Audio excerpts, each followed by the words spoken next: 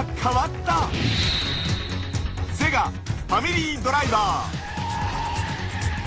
初めてのビデオドライビングシステム。ビデオ画面を君の愛車でスーパードライビング。こんなの初めて。ファミリードライバー新コースも続々登場。セガ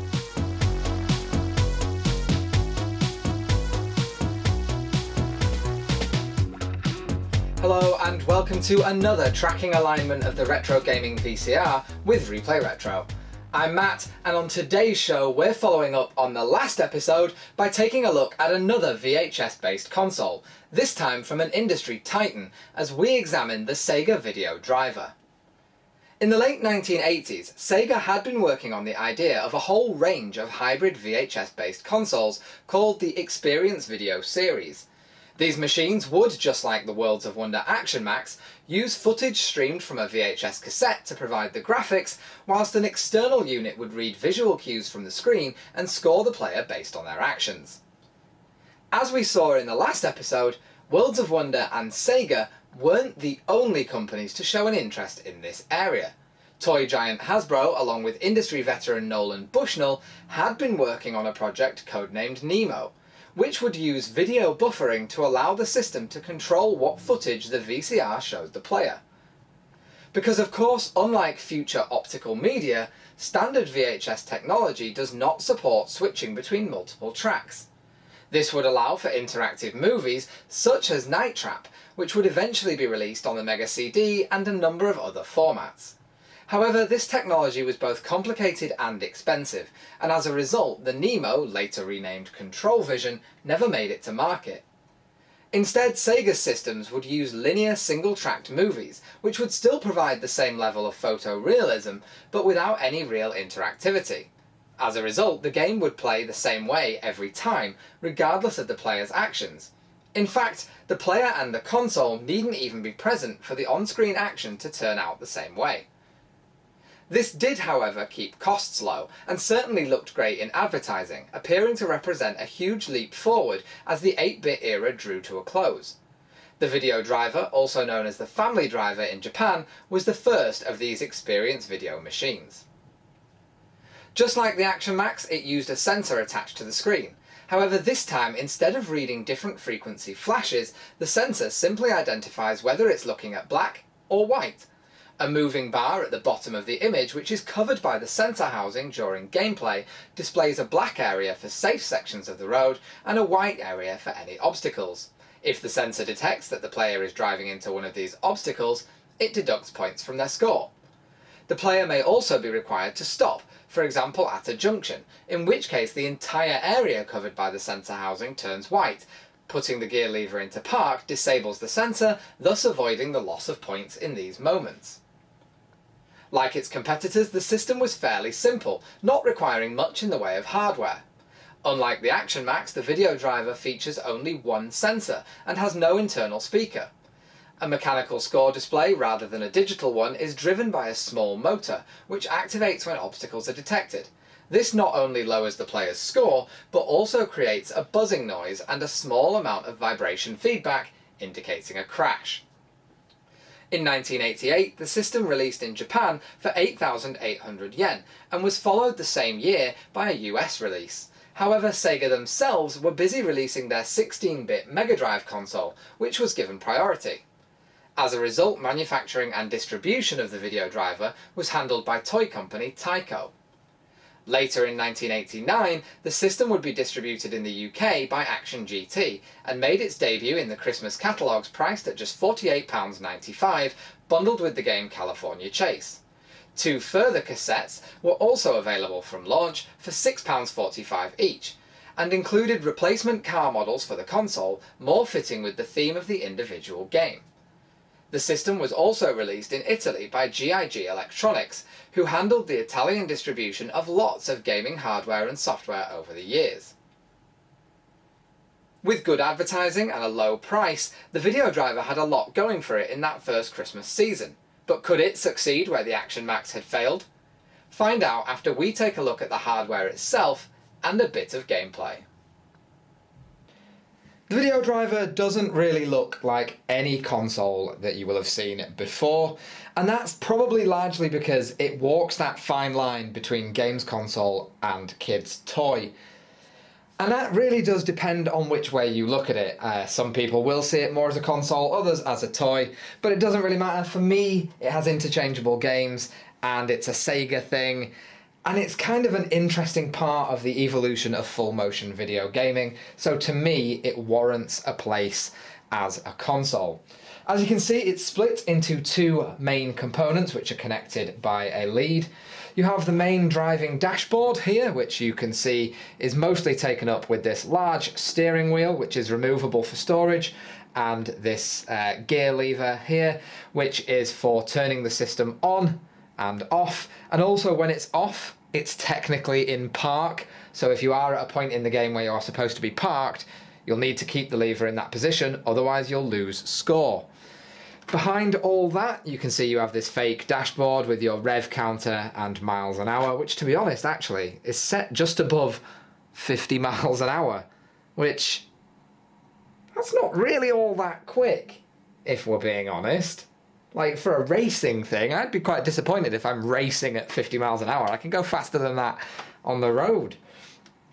You also have your score counter over here, which starts at 100 for every game and counts down for every mistake you make. And then at the end of the game, you'll have a score screen, and you compare your score that's left on there to the score on the screen to get your ranking. Obviously, that has a reset button next to it so that you can reset the score back to 100 for your next game. Nothing of any real interest on the back other than the usual embossed patent information. Again, the underneath is similarly sparse. You do, of course, have a battery bay, where again, just like with the Action Max, we find 4 C-cell batteries, that common battery format of the 80s. Unlike the Action Max, however, you will notice that there is no option for a power jack, so this really is batteries or nothing, but that's not really a problem. The batteries do last a fairly decent length of time. It's not the highest of power items. Moving on to the second half, the sensor bar. You'll see it's basically just a big grey box. On top you have this little piece that holds the plastic car, has a red bulb on top which will light up if you are making a mistake. And how the system knows that you're making a mistake is just through this little hole here. Through there is a light sensor which once again detects white light coming from a part of the screen which will be covered by the sensor bar. So if you are in a white light section, the game knows that you are crashing into an object, or you haven't parked, or you're basically doing something wrong, and it will light the light up, rumble, and let you know by reducing the score that you are losing points. When you are not on a white light section of the screen, you're on a black section, that's a part of the screen that's okay to drive in, and so you won't lose any score and everything just continues on as normal. Pretty simple stuff. To make it all work, again, it's equally as simple. There's a little track inside here, a little toothed track, and this is attached to a little box that has a DC motor in it and some gears. The motor drives the gears run along the track, and the whole carriage assembly with light sensor attached moves left and right. It's a pretty simple system, but one that works quite well. The games then for the system come in packaging like this, and you can see that this one was $6.99 from Woolworths. A moment of silence for Woolworths. In the packaging you get a new tape, and you'll see that these tapes in the UK are sporting the Action GT distributor logo. And you also get a plastic car to go on the top of the sensor bar, which matches the car, or at least is some reasonable facsimile of the car you'll be playing in the game. And on the back, of course, it lets you know, only for use with the video driver system, though if you wanted to just watch the road race, I suppose there's no reason why you can't. And that you have 8 minutes of running time, and again that this is distributed in the UK by Action Games and Toys, which is Action GT. Of course, you'll need to be able to have something to play those VHS cassettes on. which is where your VHS player comes in. Now, obviously, I've still got the DVD player hooked up from the Action Max episode, purely because, once again, these tapes are 30 years old. That VCR hasn't been aligned for at least 15 years and is probably full of dust. There's every chance I would put that tape in and it will play perfectly fine, but there's also every chance that I put that tape in, the player chews it to pieces and it's ruined. So why bother when you can just use a DVD with the footage downloaded from the internet? So what we'll do is we will press play on the DVD, and in a moment we'll get to the calibration screen. Welcome, Video Driver. Attach Video Driver to your television set, as you see here. Make sure the white line lines up with the top of the support brackets. If you need help, pause the tape and ask someone to help you. And we'll do just that. We'll pause it so that you can see how it works. In the box, you get two of these brackets which have a suction cup, a section which slides forwards and backwards, and another section which slides up and down. You simply attach these using a little bit of healthy spit to the top of your television set, like so. Adjust them to be as close to the screen as you can, and you're aiming to raise them to the point where the top of the bracket here lines up with the white line displayed on the screen. Once you've got that right, you can pop the sensor bar on the brackets. You'll then need to do just a little bit of adapting really, just to get it lined up just right. You'll also, of course, need to add your plastic car accessory for that added realism, because who wants to just be driving a black bar across the screen?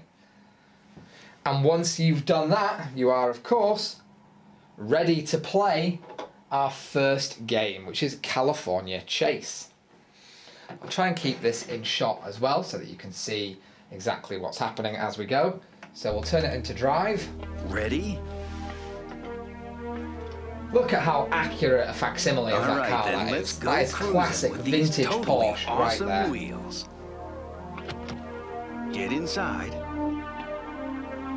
Start the engine. Oh, we've done that. Oops. Rev it up. Okay now. Let's go. See, as I move left and right, the car moves left and right. Whoa, whoa, whoa, who's that? I don't know. That's the video Okay, driver. follow that Did you car. see his number plate? Let's go get him. So we need to stay within the safe area of the road. You can, of course, cheat by looking at where the Watch white out, bars he's getting are, away. but typically, you know that you want to stay within the safe area of the road. If we do crash like this, the car will light up red, and you'll see my score meter starts going down. That buzzing you could hear was the little bit of force feedback, tiny little bit of force feedback, which is also the motor that drives the score counter to go down. Keep an eye on him now. Look out for the drum! Look at that, we got some air there. There you go, so you need to put it in park there, and then we're off again. He's heading for the freeway, to the left, to the left!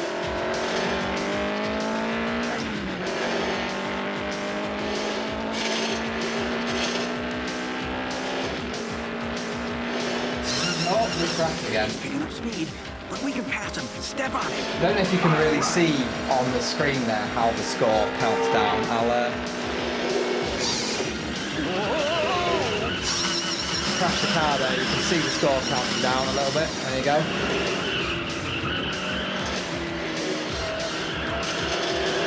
And of course, you continue your California chase until you reach the end, where some scores will appear on the screen, and you can compare that score against what score you have left, and it'll tell you how good a driver you are. Go right, go right! Oh, we just crashed into someone's motorhome. Good job we didn't die. They might have done though. Again, there is no interactivity with what's actually going on, and your car isn't ever going to blow up or something on the screen. But to be honest, as a use of the technology, what is essentially light gun technology, it works pretty well. Next up then we have Police Pursuit, and you can see that this time we have our super cool police car mounted to the top of the sensor bar. We'll reset the score. Oh, look at him, he's losing money everywhere. Rookie bank robber. I don't know about you, but when I rob a bank, I keep the money.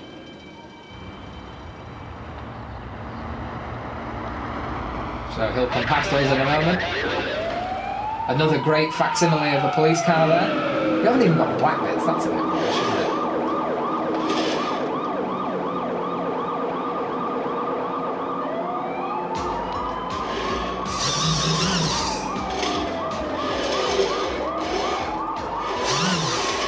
Some of the footage, as you can see, is not shot very well in terms of you actually being able to see the road. Alright. We've overtaken the police car. There he is. Let's get the Crim. Come back here, Crim. Oh, we teleported. Oh, God. Well, we're losing some score here.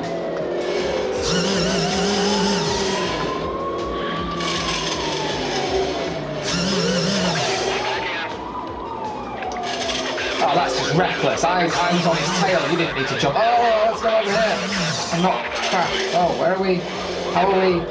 We'll stay over here then. God, that cop ahead is a lot more reckless than we are. Who needs GTA 5 when you've got this, really? Or I suppose more to the point, who needs the fantastic mod SFPD FR, is it? I don't know. LCPD FR for GTA 4. I'll stop talking and carry on playing the game. So you get the idea, it is basically the same as the previous game, just with a police chase theme instead, which I think is a little bit more exciting, if exciting is the right word to use for the video driver.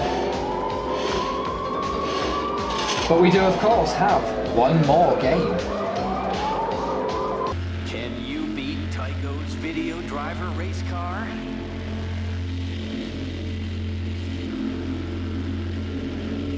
Video driver. Look at that, they actually labelled up a real Formula 1 car, or Formula whatever it is, car, as video driver. That's quite cool. So obviously this game is more Grand Prix style racing, and you can see that we have a white Grand Prix style car. Obviously here you get punished just like you would in a real race for driving on the grass, as opposed to just driving into other vehicles, which makes sense because in a road race, you know, you would get points deducted for driving across the grass.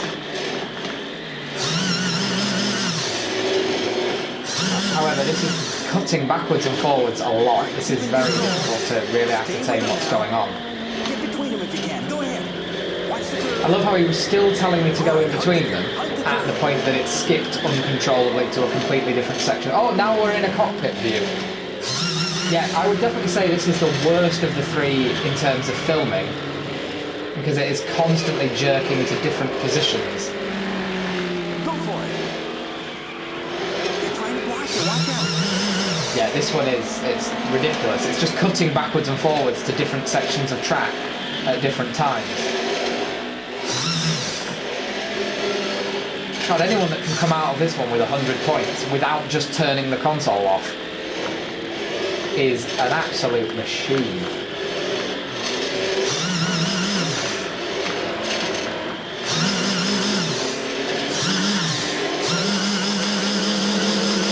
Yeah. What am I hitting? I'm not hitting anything.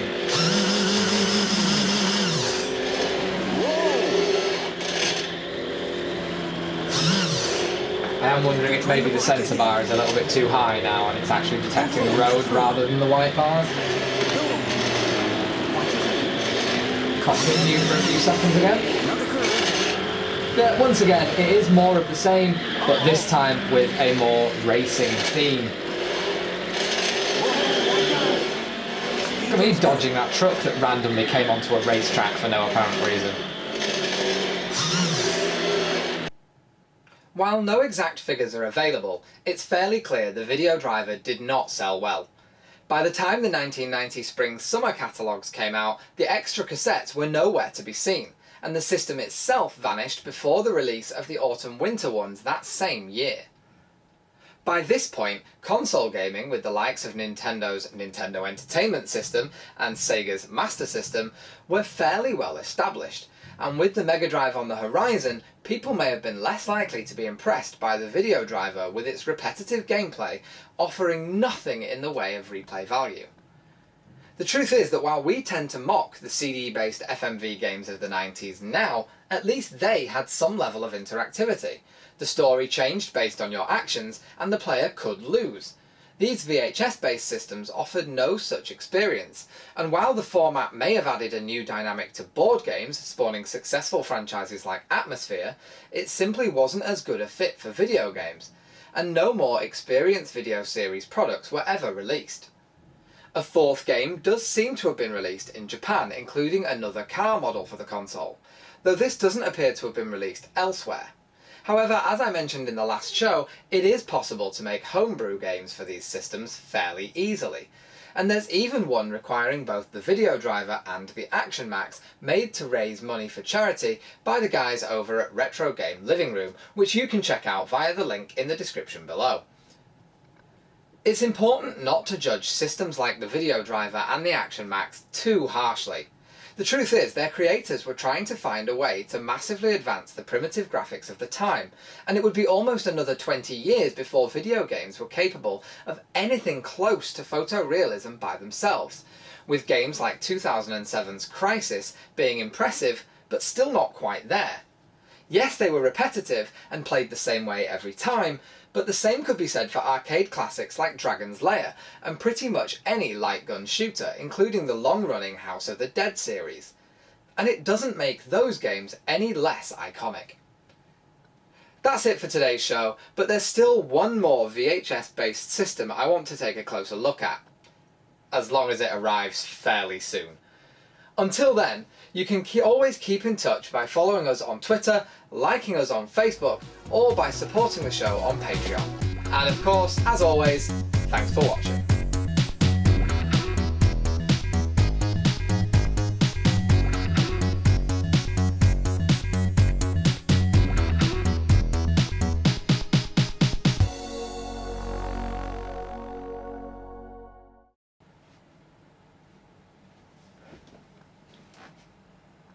You're still here?